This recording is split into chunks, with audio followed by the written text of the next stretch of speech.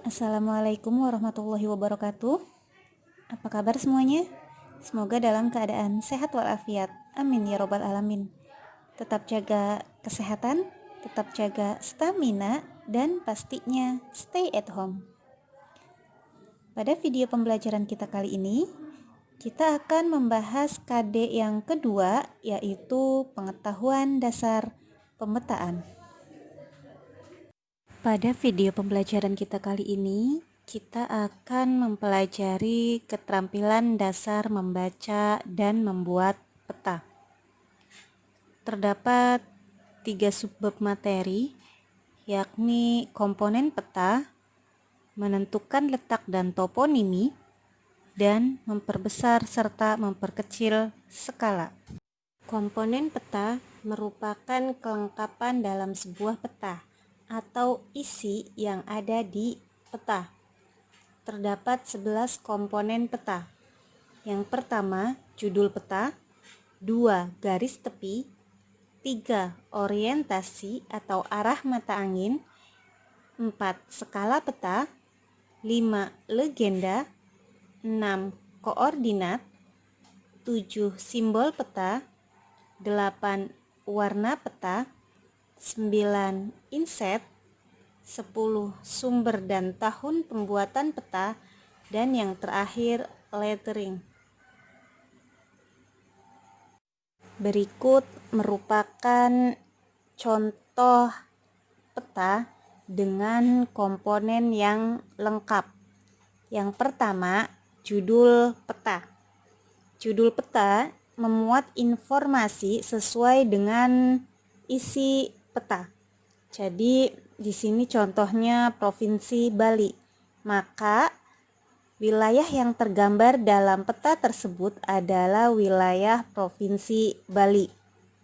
Kemudian yang kedua ada garis tepi. Nah, garis tepi ini itu merupakan bingkai dari peta yang tergambar. Garis yang terletak di bagian tepi peta dan ujung-ujung tiap garis bertemu dengan ujung garis yang berdekatan. Jadi membingkai dari atas, bawah, samping kanan maupun samping kirinya. Yang ketiga, ada orientasi atau petunjuk arah, atau juga bisa disebut dengan arah mata angin. Nah, biasanya di dalam sebuah peta itu berbentuk tanda panah yang menunjuk ke arah utara. Selanjutnya, ada titik koordinat. Nah, titik koordinat ini menggambarkan letak suatu wilayah pada garis astronomis, yaitu garis lintang dan garis bujurnya. Selanjutnya ada skala peta. Skala peta merupakan perbandingan jarak antara dua titik, yakni jarak pada peta berbanding jarak sebenarnya dengan satuan ukur yang sama. Nah, skala peta dalam sebuah peta itu terdapat 3 macam. Yang pertama ada skala numerik atau berbentuk sebuah angka. Contohnya 1 berbanding 250.000. Yang kedua ada skala verbal. Skala verbal itu skala yang digambarkan dengan kata-kata, tulisan. Jadi contohnya 1 inch to 1 mil. Nah, kemudian yang ketiga ada skala garis atau skala batang. Nah, ini contoh dari skala garis atau skala batang. Jadi saat dilihat dari gambar tersebut, satu garisnya, satu warna garis hitam putih itu, satu hitam atau 1 sentinya menggambarkan 3 km di jarak sebenarnya. Nah, ini ada rumus skala. Jadi menggunakan segitiga ya. Jika kita mencari jarak pada peta, itu bagian atas jarak pada peta. Nah, jika kita mencari jarak pada peta, maka rumusnya skala dikali jarak sebenarnya. Namun, jika kita mencari skala, maka rumusnya jarak pada peta dibagi jarak sebenarnya. Dan yang terakhir, jika kita mencari jarak sebenarnya, maka rumusnya jarak pada peta dibagi dengan skala. Nah, kita kembali lagi pada peta yang tadi, namun bagian bawah kiri saya perbesar. Nah, di sini kalian bisa melihat terdapat dua macam skala yang ada di peta Provinsi Bali tersebut. Ada skala numerik dan skala garis. Kemudian ada juga di situ simbol. Nah, simbol itu digunakan untuk mewakili benda yang sebenarnya, yang ada dalam wilayah sebenarnya. Jadi contohnya di sini seperti gunung. Gunung itu biasanya di peta diberikan simbol segitiga. Jika gunungnya aktif, itu akan berwarna merah segitiganya. Atau bisa juga itu pelabuhan. Pelabuhan itu biasanya akan tergambar sebuah jangkar. Kemudian ada juga bandara. Itu biasanya bandara akan tergambar sebuah gambar pesawat atau simbol pesawat dan lain sebagainya ya. Kemudian ada warna.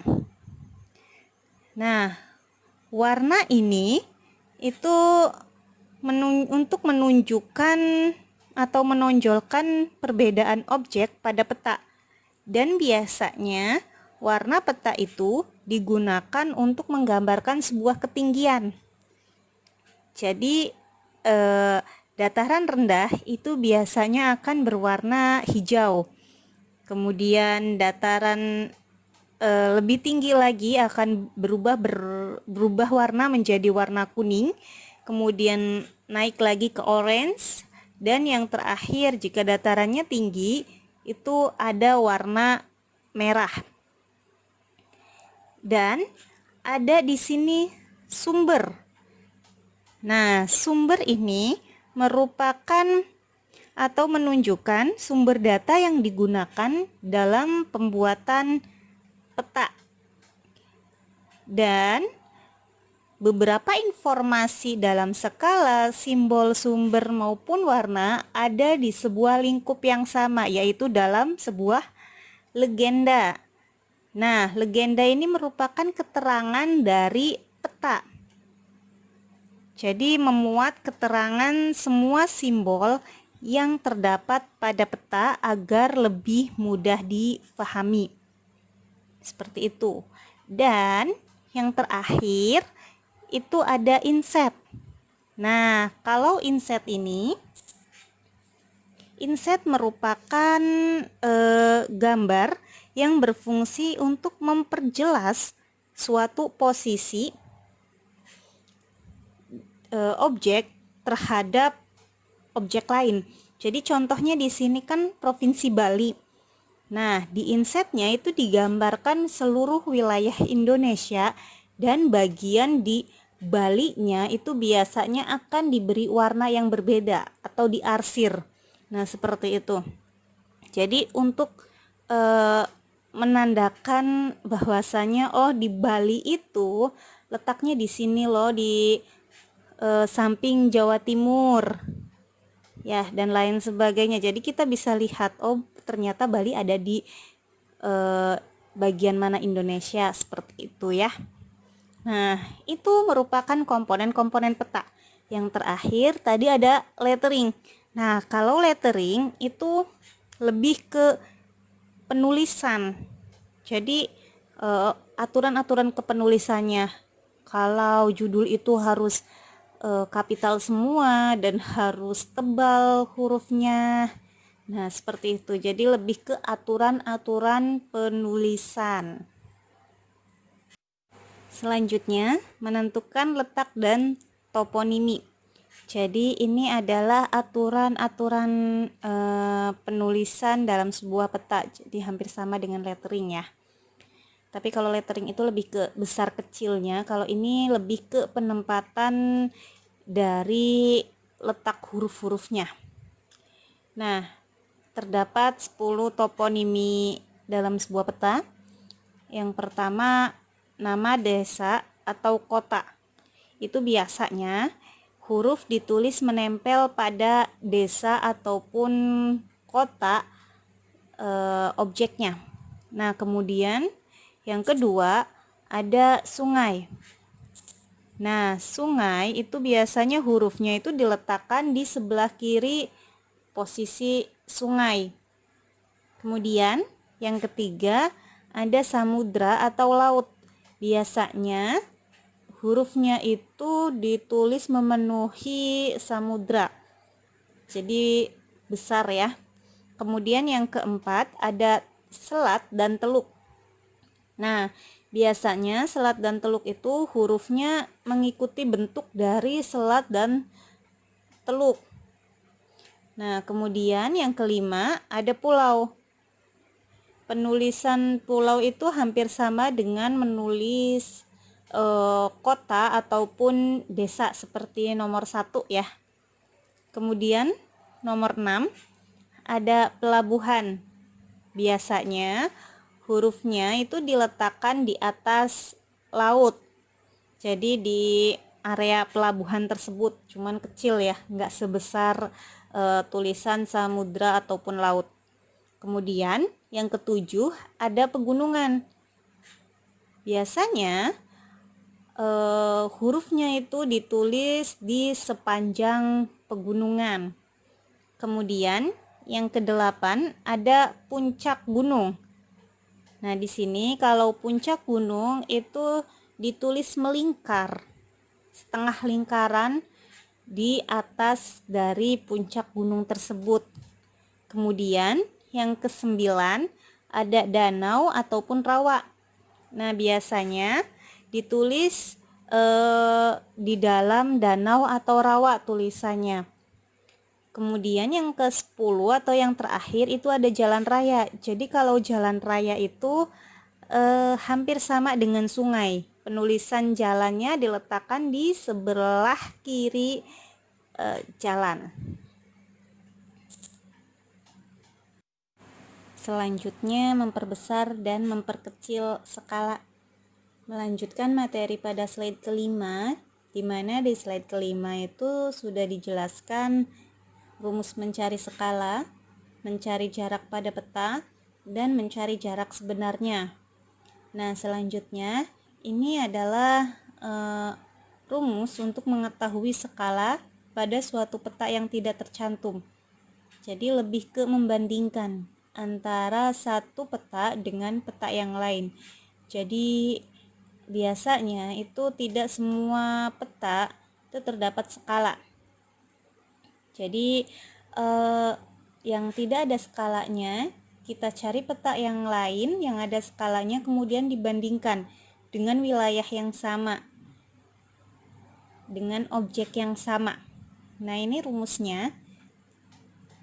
Skala sama dengan jarak antar dua titik pada peta 1 dibagi jarak antar dua titik pada peta yang kedua atau yang dicari skalanya, kemudian dikalikan dengan skala pada peta 1 atau pada peta yang terdapat skalanya.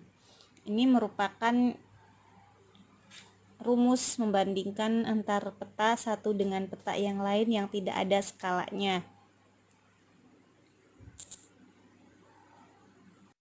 Selanjutnya membandingkan suatu jarak horizontal di peta dengan jarak sebenarnya. Nah, jadi rumusnya hampir sama dengan rumus mencari skala. di slide kelima, yakni skala sama dengan jarak sebenarnya dibagi dengan jarak pada peta. Selanjutnya menghitung interval kontur. Seperti yang sudah dijelaskan pada video pembelajaran sebelumnya tentang kontur dan interval kontur. Nah, ini cara menghitung dari interval kontur atau bisa juga disingkat dengan CI. Kontur interval ya, bukan Cilandak Indah. Nah, ini merupakan rumusnya. Jika yang dicari adalah interval konturnya, itu rumusnya 1 dibagi dengan 2000. Nah, 1 dibagi 2000 itu merupakan sebuah angka konstanta, di mana angka itu tetap dan tidak akan berubah. Kemudian dikali dengan skala. Jadilah interval kontur. Nah, namun ketika yang dicari skala, maka rumusnya 2000 dikali dengan interval konturnya. Nah, 2000 itu juga merupakan sebuah konstanta di mana nilai tersebut adalah nilai yang sudah tetap atau sudah pasti. Nah, dari ketiga rumus tadi itu untuk contoh soalnya akan diberikan di grup Telegram dan akan kita bahas di grup Telegram. Terima kasih. Sekian video pembelajaran kita kali ini, semoga bermanfaat. Jangan lupa subscribe. Assalamualaikum warahmatullahi wabarakatuh.